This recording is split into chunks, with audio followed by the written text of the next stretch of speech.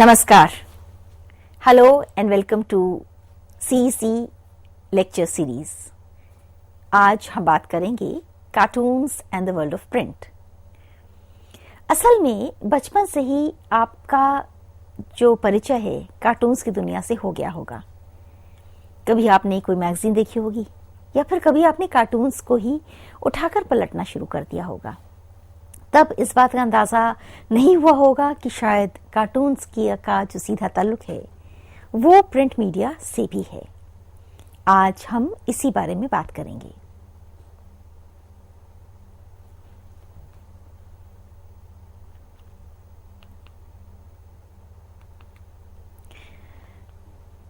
तो सबसे पहले आइए ये जानें कि कार्टून होता क्या है।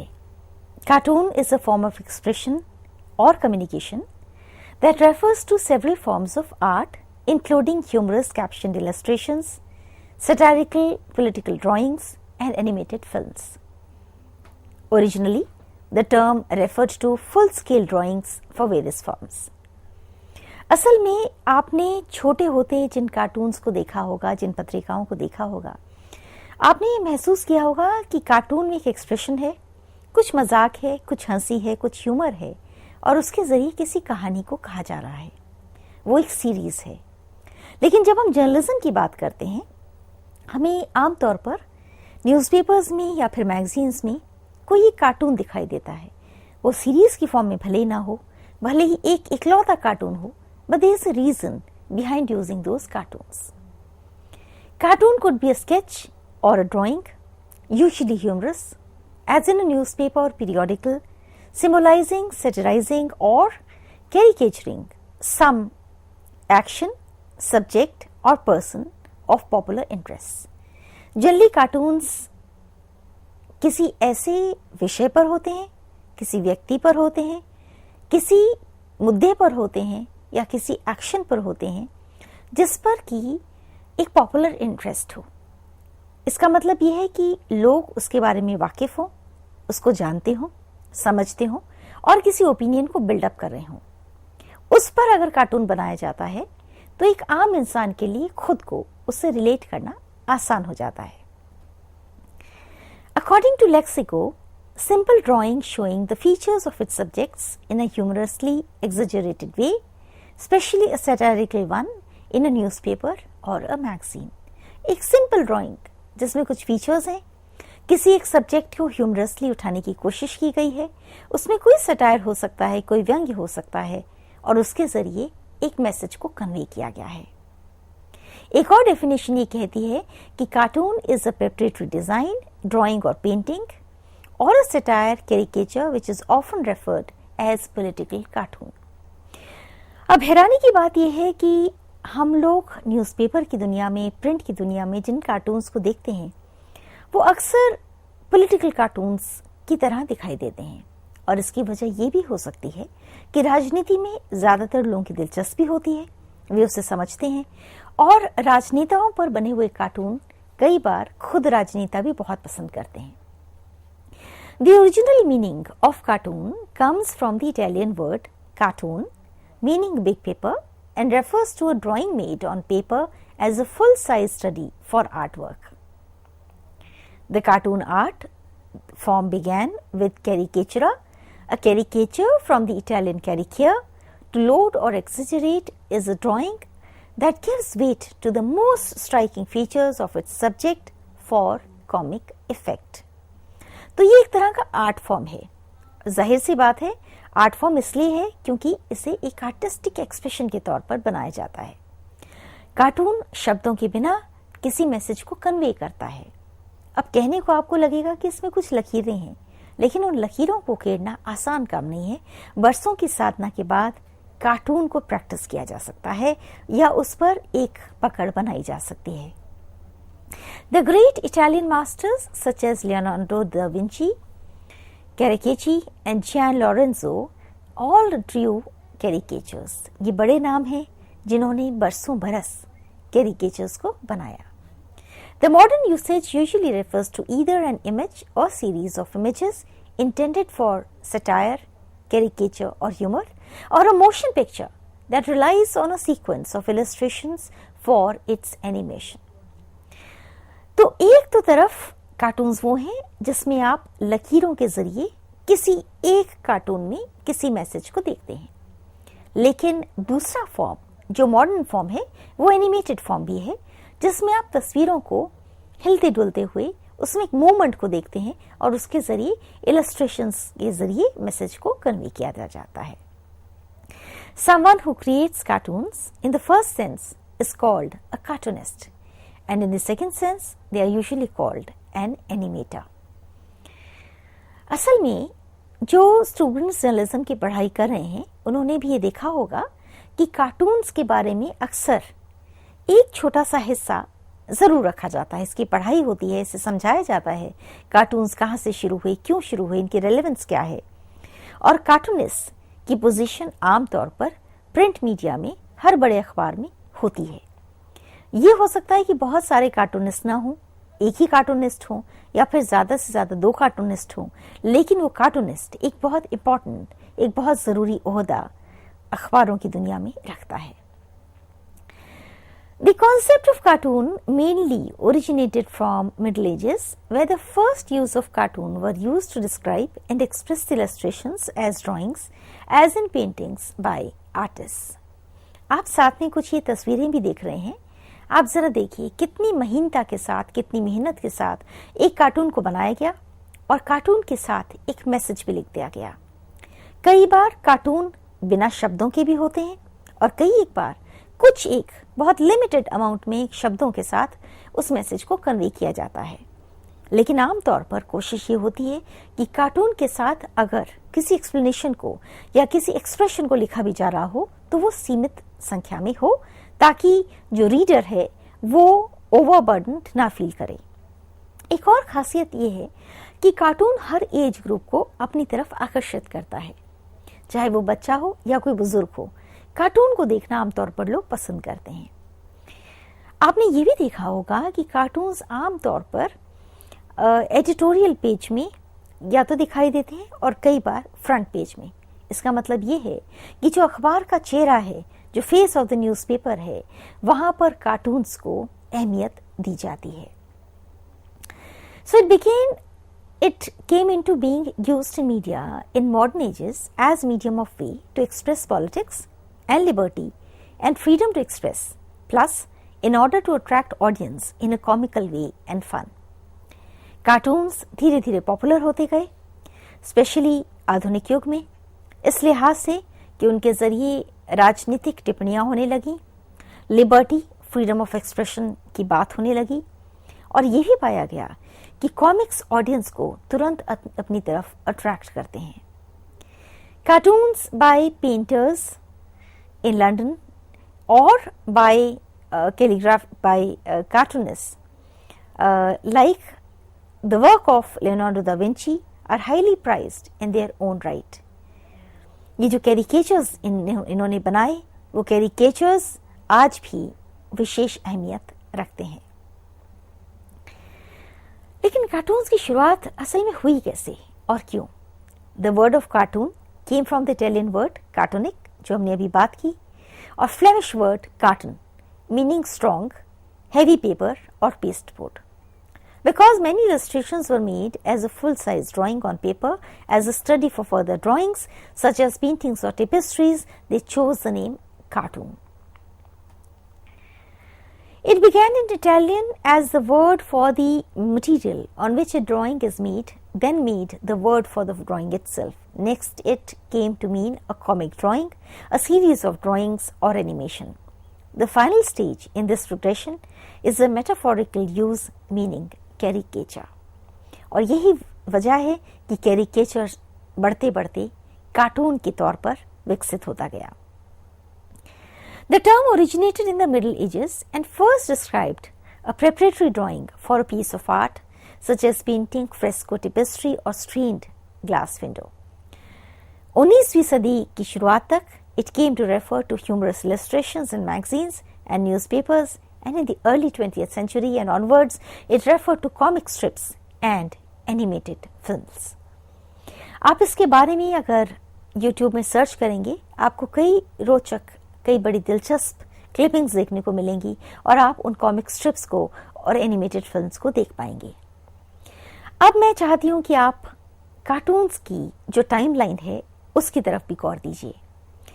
तो ये कार्टून्स की कला जो विकसित होती गई, इस टाइमलाइन को देखकर आपको अंदाजा होगा आज आप जिन कार्टून्स को देख रहे हैं वो असल में बरसों बरस की यात्रा तय करके हमारे सामने विकसित तौर पर आए हैं।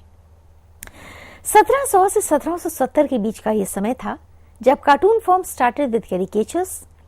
लियोनार्डो दा विंची, इन्होंने कैरिकेचर्स को एक शेप देने की शुरुआत की और उन्हें अपने सब्जेक्ट का एक मेन फीचर बनाया। The Pioneer who created the cartoon form of picture story is William होगार्थ। इनका नाम बहुत ही प्रतिष्ठा के साथ लिया जाता है। 1770 से 1830 का जो दौर है, मानिए कि करीब 60 साल का समय, Townshend Woodward Nixon introduced playful style in depicting caricatures, those cartoon characters associated with humor to special presentations and current fashions. The 1789 French Revolution saw the use of cartoons for satirical propaganda. जो France की क्रांति थी, उस समय में इन cartoons के जरिए बहुत व्यंग्यात्मक तरीके से अपनी बातों को कार्टूनिस्ट ने रखा। 1877 cartoonists proved to be a powerful means of depiction during the American Civil War. Abraham Lincoln became a prominent figure of a cartoon. Thomas Nast, considered the father of the American cartoons, dies in this year. अब 1922, Rollin Kirby, a newspaper editorial cartoonist, wins the first Pulitzer Award for cartoons. आप सब जानते हैं कि Pulitzer award बहुत सम्मानित award है पत्रकारिता में। रोलिन किर्बी को पहली बार ये पुलिट्जर का ये पुरस्कार मिला और उससे कार्टून्स की प्रतिष्ठा और भी ज्यादा कायम हुई। 1923 Walt Disney began making short animated series based on children's stories. Walt Disney से आप सभी अवगत हैं और ये शॉर्ट एनिमेटेड सीरीज जो थी, इसे बच्चों ने हाथों हाथ लिया, बहुत पसंद किया। 1927 Dr. Swass began selling cartoons to magazines, and in 1928 Mickey Mouse featured the first animated sound cartoon. अब आप सोचिए कि आप जिन कार्टून्स को आज जानते हैं, असल में वो मिकी माउस के दौर में भी इतना ज्यादा पॉपुलर था और आज तक ऐसा मुझे कहना चाहिए, आज तक मिकी माउस के कई नए वर्जन्स आपने सामने आते हुए देखे हैं। और ये जो मिकी माउस था, ये सिर्फ कागजों पर या एनिमेशन पर कायम नहीं रहा, इसने जैसे एक तरह से बाजार पर भी जबरदस्त धावा बोल दिया। बच्चों की दुनिया में बहुत सी चीजें मिकी माउस से रिलेट की जाने लगी। 1934 Donald Duck is introduced in Walt Disney's The Wise Little Hen, and 1994 the biggest grossing animated film The Lion King is released. मैं जानती हूँ आप इन सभी शब्दों के साथ वाकिफ हैं और आप इससे इस बात का अंदाजा लगा सकते हैं कि कार्टून्स को डेवलप करने में कितनी सारे लोगों की, कितने संस्थानों की बड़ी अहम भूमिकाएं रही हैं। अब मैं आपसे बात करना चाहूंगी टाइप्स ऑफ कार्टून्स के बारे में। कार्टून सिर्फ मिकी माउस नहीं है, कार्टून की दुनिया बड़ी विस्तृत है। कई तरह के कार्टून्स हमें अपने आसपास अखबारों की दुनिया में, प्रिंट मीडिया की दुनिया में दिखाई देते हैं। हाँ, ये बात सच है कि इनमें बहुत बड़ी जो प्रोमिनेंस है वो पॉलिटिकल कार्टून्स की है। Political cartoons are like illustrated editorial that serve visual commentaries on political events. असल में दुनिया भर के तमाम देशों में एडिटोरियल कमेंट के साथ साथ पॉलिटिकल कार्टून्स को जगह देने की परंपरा रही है, क्योंकि वो एक विजुअल कमेंट्री प्रस्तुत करता है और बहुत पढ़े लिखे ना होने पर भी वैसी ऑडियंस को भी वो अपनी तरफ अट्रैक्ट कर लेता है जो चित्रों के जरिए किसी मुद्दे को समझना चाहती है। They offer subtle criticism which are cleverly quoted with humor and satire to the extent that the criticized does not get embittered. खास बात तो यही है कि हंसी हंसी में, मजाक मजाक में ऐसी आलोचना कर दी जाती है कि सामने वाले को अक्सर बुरा भी नहीं लगता। ऐसा बहुत बार होता है कि जिसका कार्टून बनता है वो खुद ही उसे देखकर खिलखिलाकर हंस पड़ता है, और ये कार्टून की बहुत बड़ी ताकत है। ऐसी आलोचना जो अखरे भी ना और अपनी बात को कह भी दी। तो political cartoons, comic cartoons, animated cartoons, scientific cartoons, कितने तरह के कार्टून्स हमारे सामने हैं। अभी इसके बाद मैं आपसे गैग कार्टून्स की भी बात करूंगी।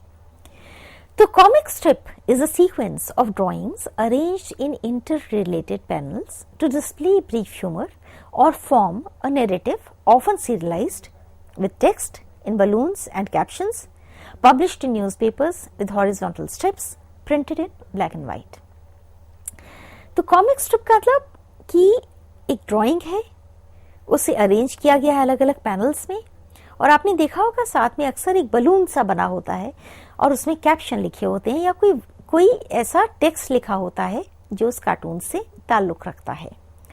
इसे कहा जाता है कॉमिक स्ट्रिप। ये भी अक्सर अखबारों में दिखाई देते हैं, हॉरिजॉन्टल स्ट्रिप में और ब्लैक एंड व्हाइट में आमतौर पर इन्हें रखा जाता है।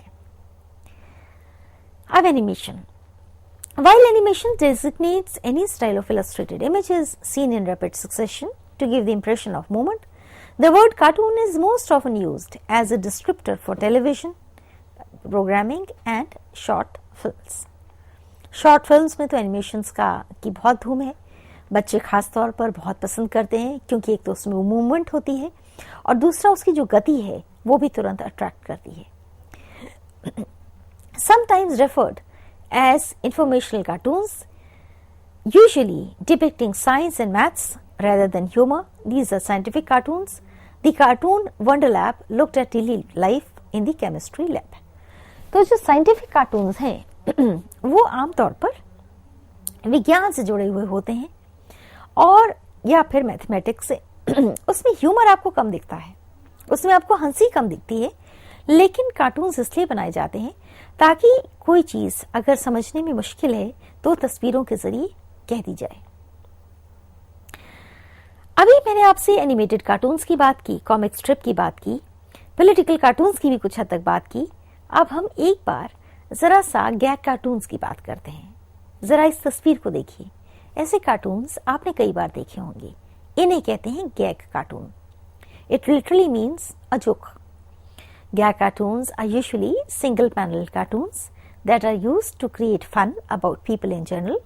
They create humor by the use of overstatements. They are used as a means of entertainment.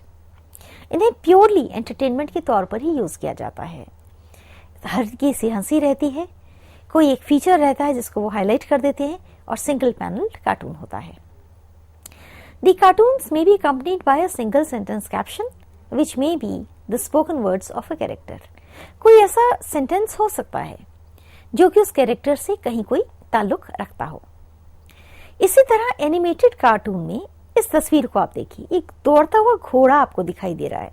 This is a short computer drawn cartoon made to appear as if it is hand drawn. They are usually made in series to create the illusion of movement and action. तो आप देखिए इसमें movement है, action है, और ऐसे cartoons को जब आप एनिमेटेड कार्टून्स को देखते हैं तो आपको समय का पता भी नहीं लगता और आपको लगता है जैसे एक बड़ी कहानी बहुत छोटे से समय में आपको बता दी गई हो. एनिमेटेड कार्टून्स समय के साथ साथ लगातार बहुत ही ज्यादा पॉपुलर होते गए हैं. They are used for cinematography and are produced on audio-visual screens. To create animation, each successive drawing in a panel is made to slightly differ from the first one before it to portray the notion of movement. असल में ये एक तरह की अदाकारी है, एक कलाकारी है, जिसे बहुत महीन तरीके से समझने पर जिस पर मास्टरी हासिल की जा सकती है. और यही वजह है कि जर्नलिज्म में एनिमेशन के कोर्सेज भी अब बहुत ज़्यादा स्टूडेंट्स के द्वारा पसंद किए जा रहे हैं. तो एनिमेशन में जैसे दो ड्राइंग्स बनाई, दोनों एक दूसरे से हल्का सा ही डिफर करेंगी और उन्हें इस तरह से जोड़ दिया जाता है कि वो एक मोमेंट का आभास दें. इसी तरह कॉमिक स्ट्रिप कार्टून. अब आप इस तस्वीर को ही देखिए. This type of cartoon appears as regular features with known or established characters in newspapers. They are portrayed in series to illustrate or tell a story. अब इसमें बलून्स भी बने हैं, कोई इलस्ट्रेशन है और सीरीज के जरिए किसी एक बात को कहने की कोशिश हो रही है. Each strip includes a series of panels with the words of characters encased in a balloon. They are published together in 1 or 2 pages. फिर है जी illustrated cartoons. आपने इसके बारे में पक्का सुना होगा, है ना? Illustrative cartoons portray specific ideas in a direct and simple manner. They help in explaining stories, teaching aids or advertisements. अब इसको आप देखिए, इसमें 3 अलग अलग हिस्से हैं और कार्टून जो है डायरेक्ट और बहुत ही सिंपल तरीके से अपने मैसेज को कन्वे कर रहा है. बहुत कम शब्द लिखे गए हैं. कार्टून्स में कोशिश की जाती है कि कोई मुश्किल शब्द ना लिखा जाए, क्योंकि उसका मकसद ही है या तो एंटरटेन करना या सटायर को लाना या उसे एक तरह की हंसी में तब्दील कर देना. अब अगर उसमें मुश्किल शब्द होंगे तो ऑडियंस उसे रिलेट शायद ना कर पाए. बहुत ही आसानी के साथ, बहुत ही सिंपल तरीके से कई बार ये टीचिंग एड के तौर पर भी काम में आ सकते हैं. They explain further the text that accompanies them. अब जैसे अगर उसके साथ ये अगर 3 इलस्ट्रेशंस जोड़ी गई हैं तो किसी तरह की एक एक्सप्लेनेशन रहती है ताकि ऑडियंस आसानी से समझ सके कि उसका कॉन्टेक्स्ट क्या है.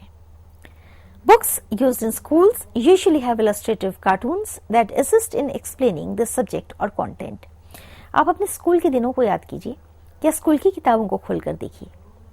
उसमें बार बार आपको बहुत सी ऐसी इलस्ट्रेशंस मिलती होंगी जिसमें कि इलस्ट्रेशन के साथ एक छोटा सा एक्सप्लेनेशन भी है. कई बार तो ऐसा होता है कि बच्चे उन इलस्ट्रेशंस को बहुत ध्यान से पढ़ते हैं, पूरी किताब को ध्यान से पढ़ें या ना पढ़ें, और यही उसकी बहुत बड़ी पावर है. ये इलस्ट्रेशंस उस चैप्टर का या उस कंटेंट का असल में एक तरह का निचोड़ होता है, एक सार होता है, और इसीलिए ऐसी इलस्ट्रेशंस को बनाना मुश्किल भी होता है क्योंकि उसका मकसद ही है कि उसे देखने वाला तुरंत मैसेज को या सब्जेक्ट को समझ सके.